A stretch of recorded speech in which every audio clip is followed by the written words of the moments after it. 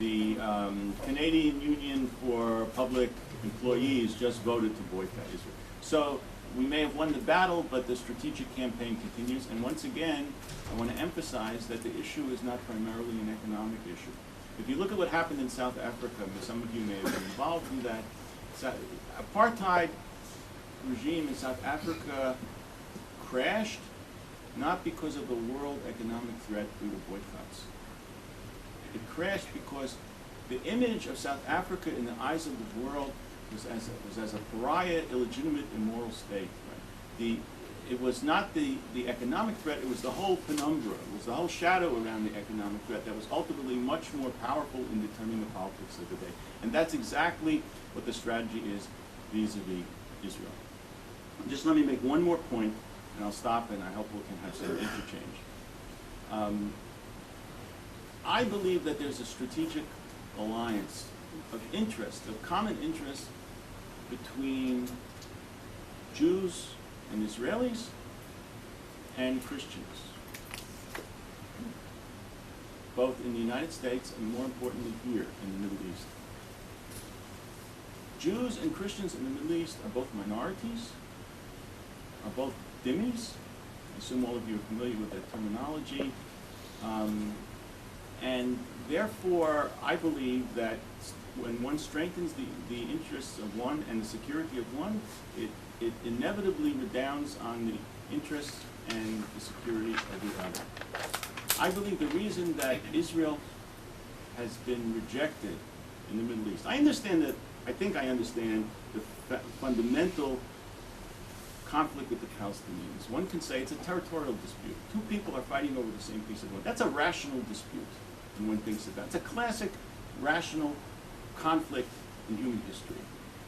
But when one thinks about it, why should an imam in Mecca care who has municipal responsibility for collecting the garbage in Tel Aviv? Mach patlo. Why does he care? Why does the president of Iran care about who has sovereignty in this little strip of land? And the answer is that it's an affront to traditional, and Bernard Lewis and people who used to be called Orientalists, all make this observation, that one idea that never filtered into traditional Arab political thinking was the legal equality of Muslims with non-Muslims. So we are tolerated dhimmis here. So Jews say we want to be here, but not as second-class citizens. We want to have authority and sovereignty and defend ourselves and not be subject to the tolerance and whims of Muslim authority. That's an affront to classic Arab-Muslim political theory in Dar al-Islam. And if it's true for Israel, it's true for Christians also. We have a country, we have an army, we have not placed our faith in the hands of Muslims. Christians do not have that luxury. Christians are enormously vulnerable in this part of the world. Those who have the means to leave are leaving because they are basically unprotected. In periods of tolerance in Muslim society, they do well. In periods of intolerance, like today, they do not do well. And they are leaving if they have the means to do so. Just take Beit Lechem as an example. Israel had administrative control over Beit Lechem until 1995 when it gave it over to the Palestinian Authority under the Oslo agreements. When they left Beit Lechem, it was 80% Christian, had a Christian mayor, had a predominantly Christian municipal council. You go to Beit Lechem today, it's somewhere between 15 and 20% Christian. Christians have been stripped of all political power in Beit Lechem. Right? That's not an accident. And Ramallah used to be a Christian city. So the fact is that there's a commonality of interest between Jews and Christians in this part of the world. And the irony is, and maybe some psychologists can explain this, it's an unknown story in America. Christians in America should be supporting Christians here. That story has to be told, and I believe ultimately that should be a serious strategic alliance between Christian interests and Jewish/Israeli interests in this part of the world. We are both fighting the same enemy. I would call it the enemy of Islamic monism, that brooks no equality with non-Muslims in this part of the world, even in the best of times. And I'm not talking about the Christian right. exclusively. I'm talking about the liberal churches. They need to understand this. There's a lot of work that could be done, that should be done, to tell the story of Israel, to tell the story of religious equality and freedom in this part of the world. So there's a lot to do, and the picture can be much, much brighter than it is. So I'll stop here and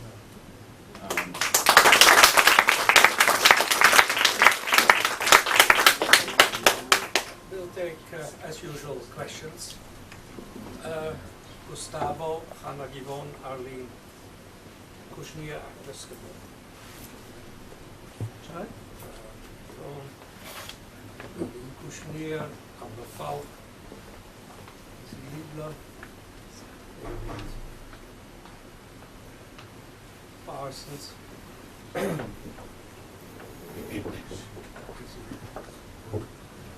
Parsons, any more?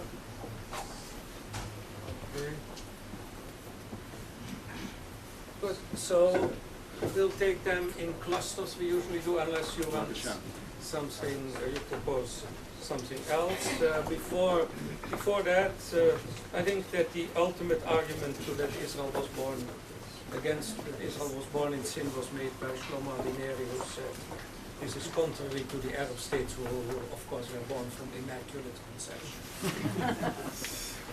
And I think that certainly appealed to part of the Christian community. Okay, first round, Dr. Gustavo Perevic first, and then Hannah. Gustavo.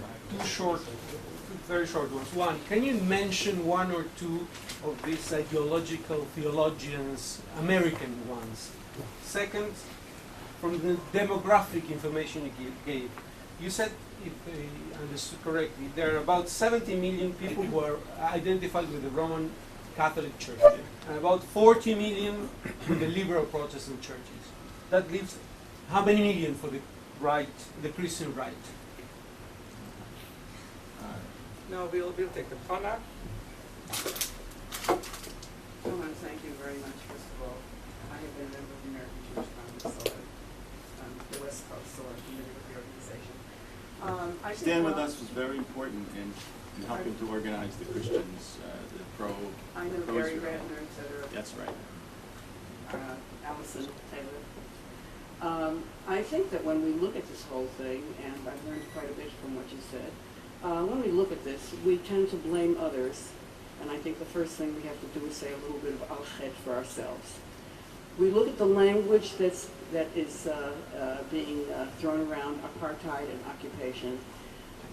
We are not organized in divesting ourselves from this kind of language. If we talk about apartheid, we never, within the last 100 years, such a change has been made, brought about in the Middle East. Why do we not bring up the legal aspect of our history? The fact that we were supposed to have a large, viable state, Jordan and Palestine, which was supposed to be open to all religions. And when Jordan was created, it was for Arabs only. That is a little taste of apartheid. Occupation, who's occupying who or what?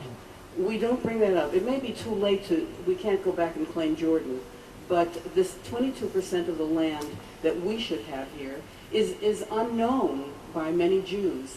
And these are historical facts which I think for which we must accept blame. Israeli governments and Jews. There may be people in the States, for example, who are unfamiliar with the facts. But certainly every Israeli government has known about this, yet we talk about giving back and the occupied territories. We have accepted their language. Arlene? You talk about the joint interest of Jews and Christians as being in this part of the world, and that much more could be done in that respect. And I simply wanted to share what my experience has been and have you comment as is appropriate. The Christians living within the Palestinian Authority, who are powerless in a way that we here in Israel as Jews are not powerless, are typically in the sense that they adopt the line of the oppressor. They live in terror, they live in fear. And I have had the experience in talking to Christian clergy that is Arab living within the Palestinian Authority who says, we have no trouble with the Muslims. The occupation is our problem. And they won't say anything else, and they won't confront the issues, and they hide, and they won't be exposed because they live in fear. It's very hard to do the kind of cooperation we want and to expose the issue the way we would like when that sort of fear exists, and we have to transcend that or work around that in order to make it more effective. I understand, by the way, even people who run to the States are afraid to talk in the States very often because they have family back here, and that has to be addressed. Good. Is that the end of the first half? Okay. Gustavo, a couple of the theologians, Naim Atik is the one whose name is bandied about the most in terms of locally here. There's another Lutheran, I believe, Vitri Rahib in Beit Lechem. These people are not deep theologians, by the way. Not that, I mean, it might be unfair. Can you mention anyone American? Well, that's interesting. I cannot. And that's significant. Partially maybe because of my ignorance. But the fact of the matter is that you can talk theology with Catholics. You know, they say about Vatican II, when they invited the Jews to come to Rome to Vatican II, Jews wanted to talk about anti-Semitism, responsibility for the Shoah, and recognition of the state of Israel. And the Catholics wanted to talk about God and Scripture and theology. You know, the Catholics are interested in theology. The Christian right is interested in theology. The people who animate these churches, except for some of the seminaries, right? The forces in these churches are not interested in theology. They're interested in the social gospel, i.e., what we would call tikkun olam, what they would call about fixing the world.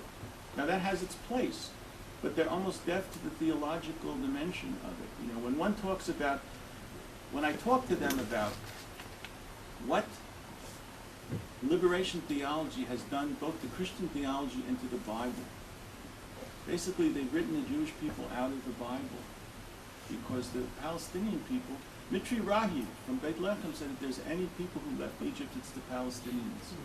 He didn't mean it historically.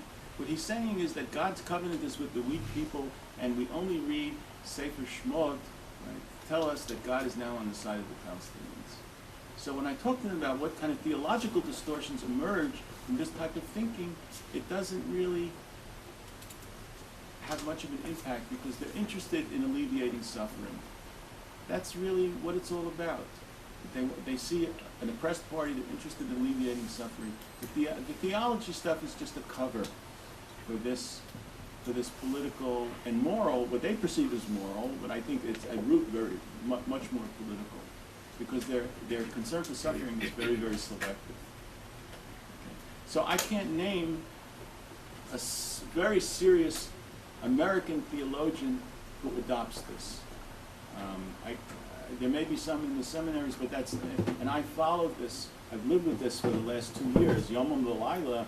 It's not really about theology. It's about coming to terms with the tragedy here and the suffering here. As far as the numbers of the Christian right, maybe Eugene, Reverend Wagner can talk a little bit more about this. I can name a few names to help you.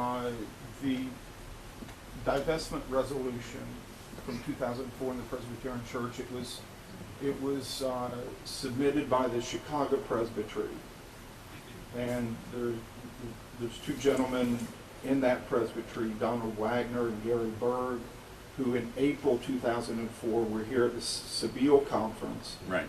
And they all pledged to go out and be activists. They went, and they submitted several resolutions. The divestment, one against Christian Zionism. It recommended Berg and Wagner's writings. They're at Wheaton Seminary, and I think one of them has a Presbyterian church in the Chicago area. In the Lutheran church, there's a guy named John Hubers. In England, Stephen Sizer. These are all evangelical. In a way, they're evangelicals. They're evangelicals within the mainline. They're part of the Presbyterian church, but they claim to be part of the evangelical wings. But they've been the closest to Sabile and Atik. Right, but I think that the source for this, the theological source, comes from here. And I'm not so sure. I think these people are kind of after the fact. In other words, the impulse really comes from political impulses and the way they read, the way they see what their mission is on a moral level.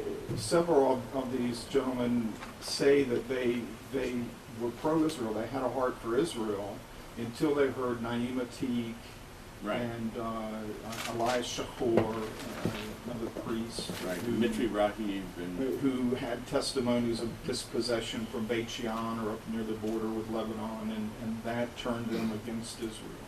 right. I would say, when I co-edited a book. There's wonderful theology, Protestant theology. People like James Parks. I don't know if these names mean anything. He was a historian, right? So he wrote. He came here after Hakamat HaMedina, and he wrote wonderful essays on the importance of Israel for Christian theology. And he was a first-rate historian. He wasn't a polemicist or an apologist. He wrote a book called Ended in Exile, The Importance of Israel for the Christian World. That whole discourse is gone. We should try. I once, I had the naivete to suggest to the Israeli government when I came to Washington to discuss it. I said, there's things that you could do. One thing you could do is arrange for a conference to take place in Yerushalayim of academics and Christian theologians and revive this discourse of appreciation for Israel in Christian terms.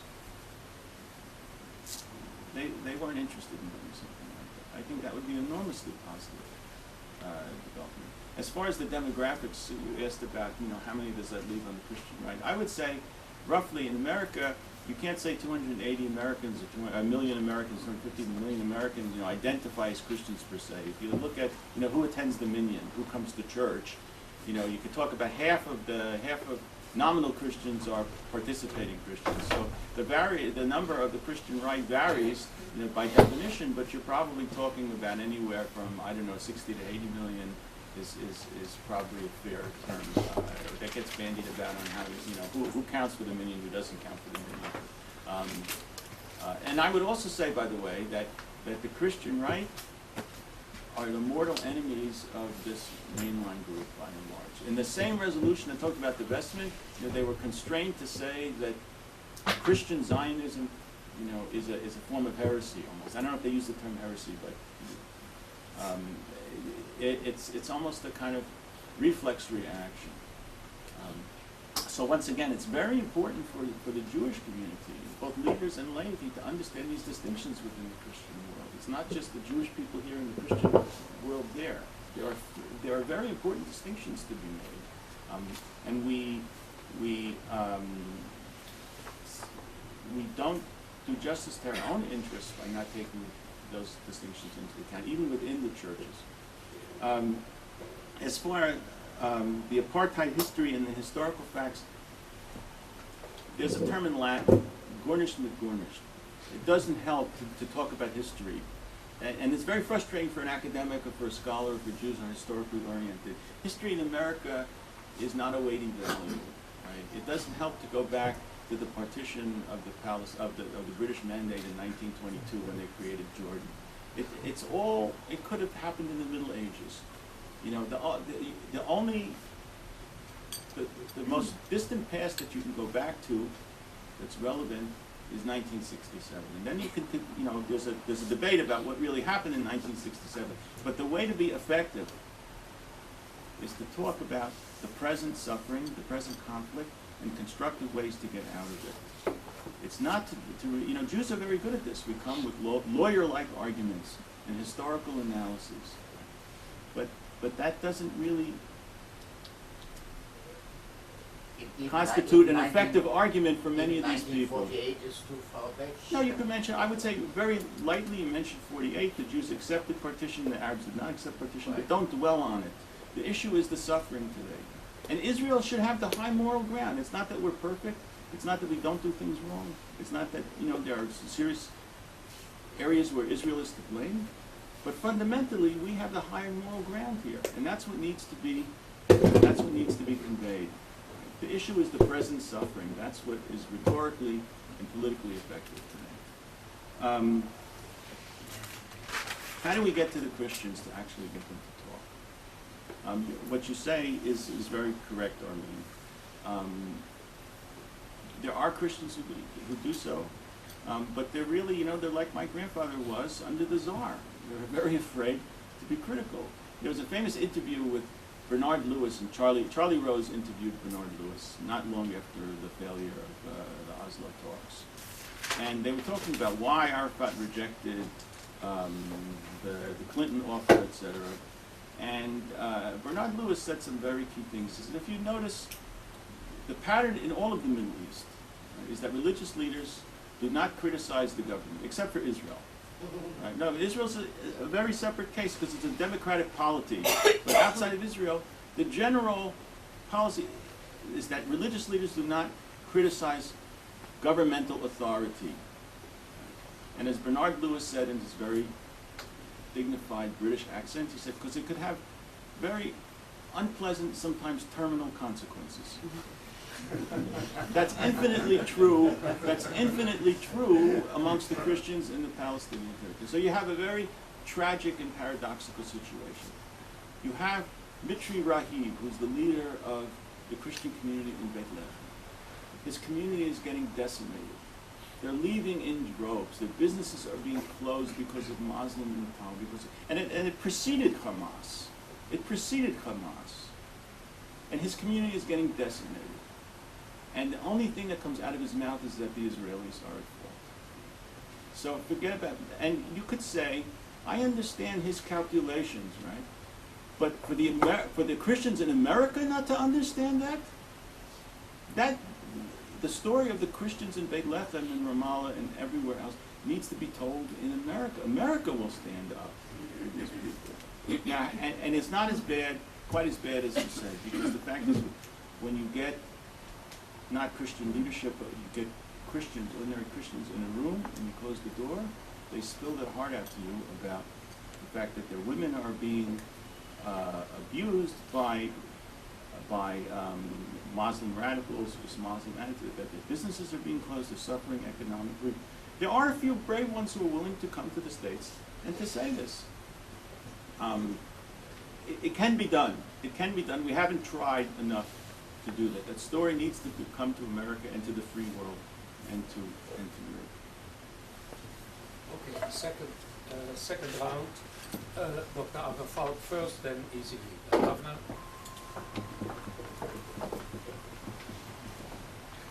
Well, I also want to thank you for a very interesting lecture. And I'll be very brief. There are just 2 points. One is on the theology, the other is on the moral high ground. The theology, you mentioned a discussion you had with, I think it was an Anglican archbishop or a leader of the Episcopal, yeah. Episcopal. And it reminds me of the old story of the Archbishop of Canterbury, who asked the Chief Rabbi of England, where can I find a systematic Jewish theology? And the Chief Rabbi said, well, we Jews don't have a theology, and if we had one, it wouldn't be systematic. So I think here in the theological discussion, you're not going to get you're not going to get an understanding, because it is very tempting to have exactly what you mentioned, is this very simplistic theology that the weak is right and the strong is wrong. And there is also a natural human tendency, you might say, to identify with the underdog.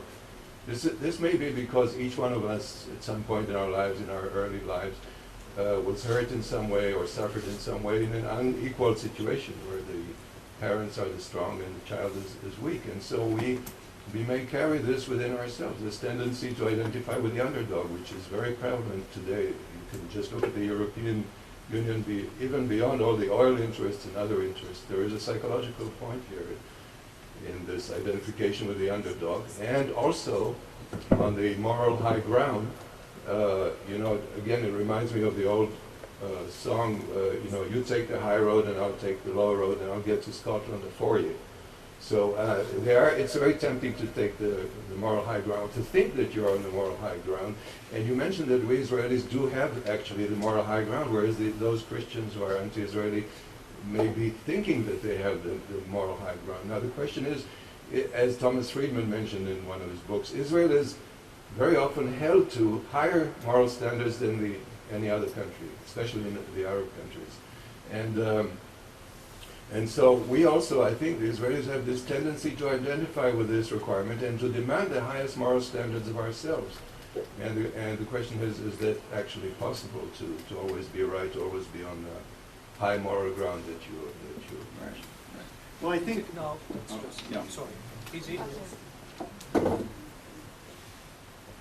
Thanks. You've already partly covered the question I was going to ask you, but I'd like you to perhaps look at one area that we haven't discussed fully. I'm talking about the broader international Jewish strategy on the interfaith level. I must confess to you, when I hear interfaith activities, I tend to shudder, because all I hear is beautiful rhetoric, embracing one another, and an effort to cloud over the realities that exist. What I think, I say kol hakavod to you, I've heard today of a person who's involved in this field, who's got a strategy, who's building up alliances, and who realizes that there is a need to polarize sometimes.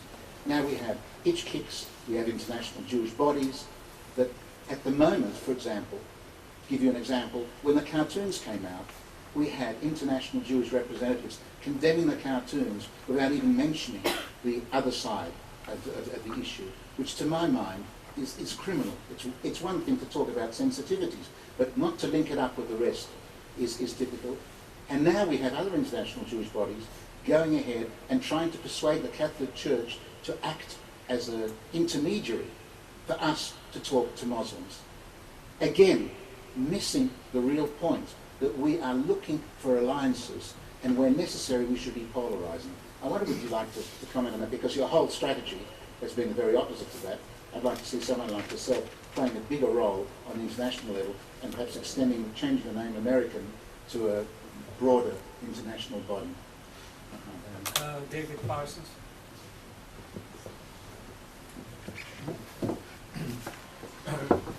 Very much appreciate your talk, Dr. Korn, and encouraged by what happened in Birmingham.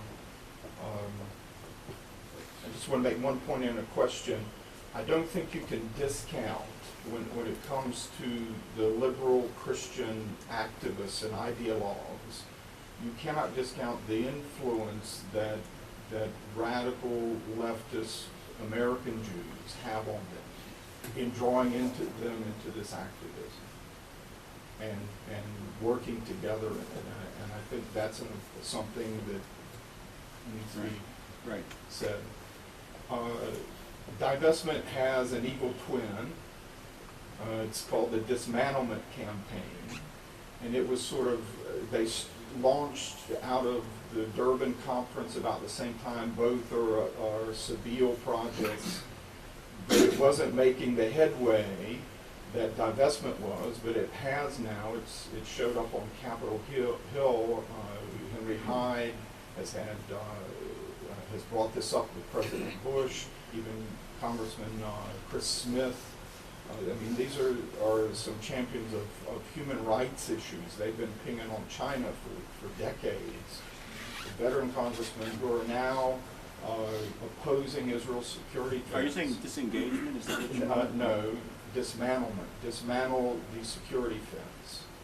That one prong of the attack was divestment, the other was dismantle the fence, which was just going up at the time, but that seems to be getting some traction now on Capitol Hill. Are you aware of this? Right. Okay. I think Avner raises some very important points. The issue, I don't want to eliminate the impulse to identify with Armenian. I think when we do that, to use the language of the Vatican, we eviscerate our moral conscience. You know, that's part of the moral impulse. We have to have sympathy for the underdog. We should not deny Palestinian suffering. You know, when there was a rally in Washington 4 years ago, maybe 5 years ago, Paul Wolfowitz spoke. You know, hardly someone who's soft on the Arabs. And he mentioned, there was a rally for Israel, and he mentioned the suffering of the Palestinians, and people booed him. I think that's a terrible, tragic error. When we deny the suffering of the Palestinians and we lose our moral credibility, we don't have to deny the suffering in order to I think, you know, further Israeli interests, further Jewish interests. So I think we have to have that sensitivity to the underdog, but it must be kept within balance and within proportion. When that becomes the only factor in analyzing the conflict and how to try to bring peace to the region, and we don't ask who's responsible for the suffering. Who's responsible for the suffering? That question is too complicated for some of these radicals. So we ought not to deny the suffering, but the issue is, what is a constructive approach to either minimize or to stop the suffering? That's the real issue. And our argument to the Presbyterians was, all this divestment talk in the world is not going to help one Palestinian for one moment of one day. Right? When I tell Presbyterians that, you separate the men from the boys. You separate the ones who care about the Palestinians from the ones who only are interested in bashing of Israel. And all of this grandstanding and, being cheerleaders for one side has nothing whatsoever to do with bringing peace to Israelis or to Palestinians. So I don't see it as an either-or situation. I think, you have to keep things in balance and be realistic about that. And as far as the moral high ground, I think I'm a pretty sophisticated person. Obviously, I'm not completely objective about the conflict. My family is here. I love being here. I try to understand what Israel means to the Jewish people, to the future of the Jewish people.